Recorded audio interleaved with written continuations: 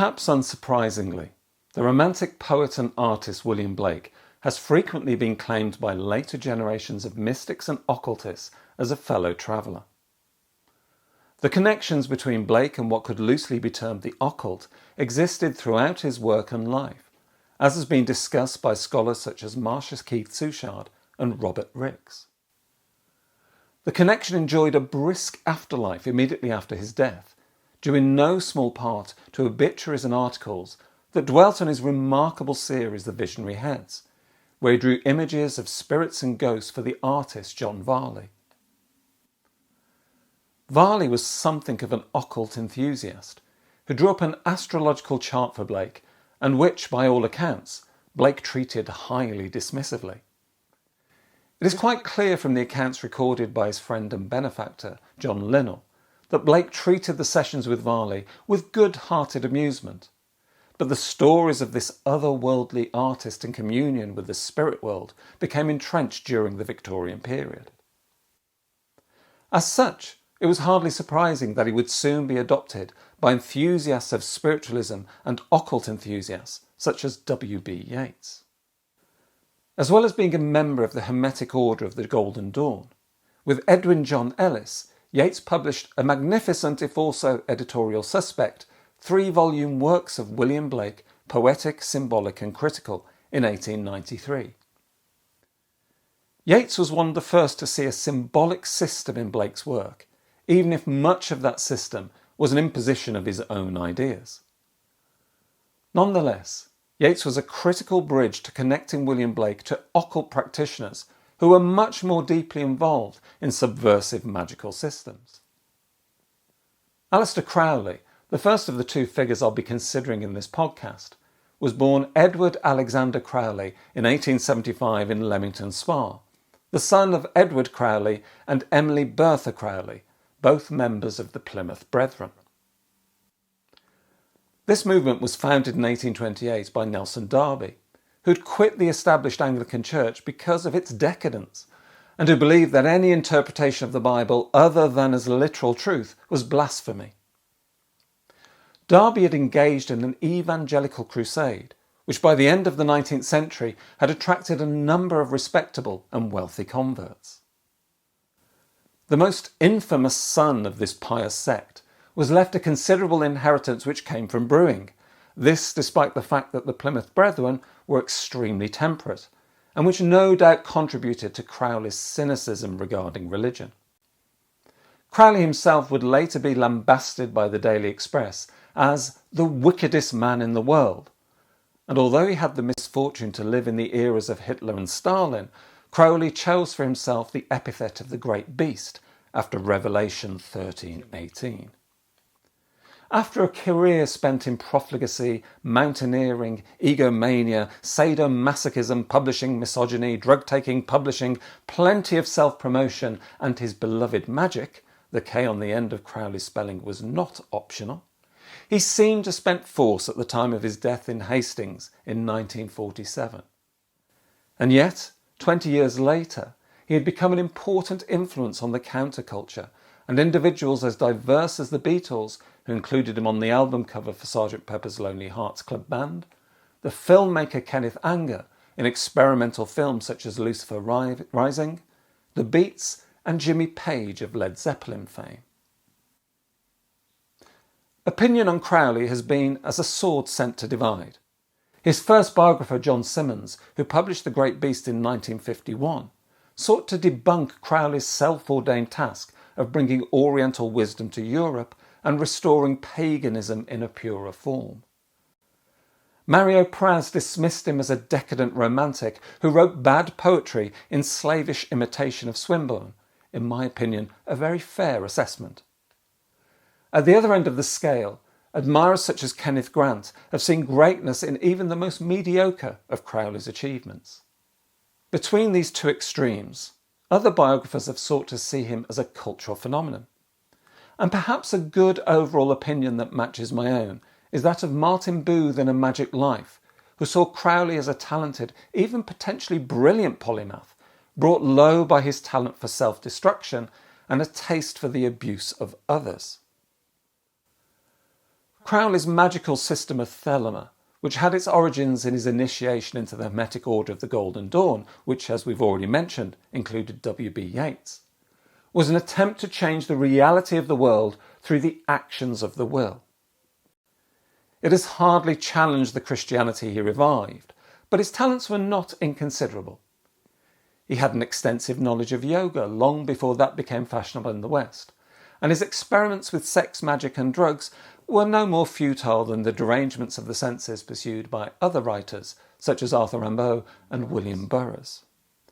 Pretty much all of his poetry is execrable, other than, ironically, his pornographic verse, which shows an obscene genius for dirty doggerel. But his autobiographical confessions is hugely entertaining and shows flashes of true wit that Crowley understood his role as a vaudeville charlatan and entertainer. Crowley's relationship with Blake was suitably bizarre. In 1906, as he was crossing China, Crowley had been attempting to cultivate the technique of what he called magical memory, to communicate with his former selves. After performing a series of rituals, he conjured up the great men of esoteric systems, a line that began with Pythagoras and ended with William Blake. Blake was one of the figures with whom Crowley felt considerable empathy, although that empathy was extremely limited. Much closer to Swinburne and Shelley in his poetic style, and inferior as a poet to both of them, Crowley nonetheless shared something of Blake's visionary quality, for all Christopher Isherwood's assessment that he didn't really believe in anything. Many of his thelema-besotted disciples, such as Captain John Frederick Charles Fuller, remarked that he was more than a newborn Dionysus, more than a Blake, and that it had taken more than 1,000,000 years to produce the genius that was Aleister Crowley. References to Blake are scattered through Crowley's writings. There is no real evidence to suggest that he read much more than The Marriage of Heaven and Hell and occasional lyrics. Perhaps we should not be surprised by that, for the marriage would be more than enough for the great beast. Thus, for example, in his Confessions, he cites a number of proverbs from the marriage such as, "The lust of the goat is the glory of God, and if the fool would persist in his folly, he would become wise." A recurring use of Blake is as a metaphor for the unfathomable nature of revelation, as when as he says of his own visions that they were as unintelligible to me as Blake to a Baptist. Blake, then, is the type of holy fool, akin to the first card of the tarot, with no thought for this world, but protected by divine agencies. Crowley, then, was much less interested in Blake as a poet than as a mystic, and one particular reference to Blake reveals the context in which he used the earlier romantic. In Liber Aleph, or the Book of Wisdom and Folly, Crowley cites another line from The Marriage, "Everything that lives is holy," as well as lines from Auguries of Innocence. "If the sun and the moon should doubt, they'd immediately go out." The book refers to these sacred words as addressed to the child's uncle, called upon earth William O'Neill or Blake. This very odd comment suggests immediately the source for Crowley's understanding of Blake. W.B. Yeats, with his co-editor Edwin Ellis, had adopted a spurious Irish genealogy for Blake in their 1893 collected works. And it was clear that Crowley had read, or at least knew of the edition published by his fellow acolyte of the Hermetic Order of the Golden Dawn.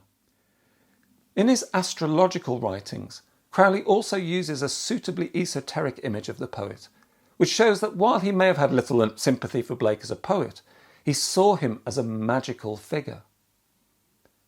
Describing Blake as an exemplar of the mystic guided by Uranus in Pisces, this odd description is taken from the horoscope of Blake, drawn up by John Varley and published in 1825 in Urania, or the Astrologer's Chronicle. In some ways, it is possible to see Crowley's studies in comparative religion as part of a reaction against the callous and materialistic Christian colonialism that had opened up the East, although Crowley himself revelled in the trappings of wealth and exploitation. His use of Blake was extremely limited, but he did have one saving grace. As the Romantic artists had written in The Marriage of Heaven and Hell, the mistakes of mystics such as Swedenborg was that they converse with angels who are all religious and converse not with devils who all hate religion. Crowley was certainly not going to make that mistake. For me personally, in the end, Crowley is a hangover of the Victorian and Edwardian colonial worldview he set out to shock, dropping his pants to moon at the vast edifice of Puritan Christianity. He barely understood Blake at all, but I'm not sure the same could be said for the second figure, a contemporary of Crowley's who knew his work well, but who also, like Blake, was an artist and writer. Osman Spare. Spare was another Londoner, born in Snow Hill to a City of London policeman in 1886. He had early success as an artist, exhibiting at the Royal Academy aged 16 and editing Form, a quarterly of the arts between 1916 and 17, as well as The Golden Hind with Clifford Bax in 1922 to 24. He was a war artist during the First World War, but in his later years he began to cut himself off from the world to follow his own idiosyncratic occult and aesthetic practices. Spare lived most of his life around Southwark, with a studio at the Elephant and Castle and, when that was destroyed during the Second World War, in Brixton. Like Blake, he also published his own books, collections of illustrations and prose poems or automatic writings, as well as illustrating other works such as James Bertram's and F. Russell's The Starlit Mire. A review of one of his solo exhibitions remarked in 1927 that although his art did not explicitly imitate Blake, he might be reminded of Blake's extremely matter-of-fact provisions of pictorial machinery for the promptings of an unconscious mind at least as rich as his own. Spare himself denied any suggestions of being directly influenced, although he greatly admired the earlier Romantics' work. Spare's first original work, Earth Inferno, was published in a limited edition in 1905 when he was 19. In a style very reminiscent of Aubrey Beardsley and Art Nouveau, as well as drawing on the craze in late Victorian and Edwardian society for esoterica and symbolism. That he was going to follow his own path, however, became clear in his later work, The Book of Pleasure, Self-Love, written between 1909 and 1913 and subtitled The Psychology of Ecstasy. The Book of Pleasure is both a manual and a demonstration of Spare's artistic occult practice, establishing a magical system that draws upon the emerging science of psychoanalysis, in which the practitioner would achieve a state of transcendence through meditative artistic action. The illustrations for the Book of Pleasure are remarkable, demonstrating the culmination of his early trials in automatic drawing and pseudo-collage techniques, designed to trigger altered states of consciousness in both the artist and the viewer. His mythology, as outlined in the Book of Pleasure and later works, The Focus of Life and The Anathema of Zos, centred this artist occult practice on the body. In The Focus of Life, he expanded the notion of Kia, or the freedom of self beyond belief systems, which owed something to Crowley's Thelema, but also Taoism and Tantra, and, I would argue, Blake's idea of creating a system lest we be enslaved by other men's. The Kia, he said, which can be expressed by conceivable ideas, is not the eternal Kia. Its emanation is its own intensity. Spare's system of what he often referred to as witchcraft, and which some later adherents have called an early form of chaos magic, denied any godhead beyond the self, the source of godhead. Similar to Blake's four Zoas, Spare's daemons in his art and writing are atavistic resurgences, desires released through art and black magic, and in this respect he represents an important distinction from Crowley. Unlike Crowley, who sought to find the manifestation of will in a whole range of external traditions and sources, Spare was immensely satisfied to demonstrate that all he needed to open the doors of perception was his own art. The Book of Pleasure is probably the most important book produced by Spare, and is filled with invocations to desire that are framed as aphorisms very reminiscent of Blake as well as Nietzsche. For example, art supplies all the material which science exploits, or formula is subsequent to inspiration. It also outlined his practice of making sigils, concentrating on a desire and then rendering it as an abstract image, making that desire manifest in art. Nonetheless, it is in his two subsequent books that his mythology appears closest to Blake. The Focus of Life begins with an address by the Kia to Zos, a fictionalised version of himself, as is Eos the acronym of his own initials. In The Focus of Life, four figures, Zos, Kia, Ika and Zod-Kia, are engaged in a dialogue which bears remarkable similarity to Blake's Vala or the Four Zoas, although it is a much more static psychodrama.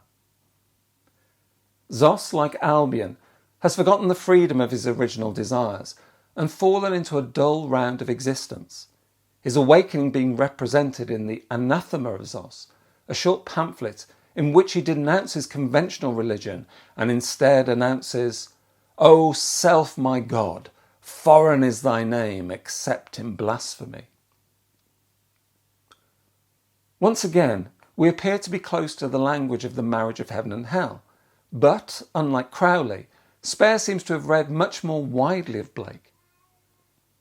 As with Crowley, there are significant differences between Austin Osman Spare and William Blake, who appears much more of a true pagan than a radical Christian. But he shares much of Blake's antinomianism. Like Blake, he was very much an artist attempting to forge his own mythology, and also, like Blake, was largely unrecognised when he died in 1956. He seems to have been very much aware of Blake's Vala, which he probably encountered via the Yeats-Ellis edition of 1893, and which appears to have affected him profoundly, liberating him from the conventions of Victorian and Edwardian poetry under which Crowley often laboured. In his early years, for a brief period after leaving behind the rather derivative Beardsley-inspired drawings of his youth, his artistic style demonstrated similarities to the avant-garde experimentation of the Surrealists and Cubists. In the end, what is most significant about Spare, in contrast to Crowley, Yeats and most other occult investigators of Blake, was that he was much less interested in recreating esoteric practices of correspondences and ceremonial ritual than in creating a system of rules and paradigms that served as a springboard for his own creativity.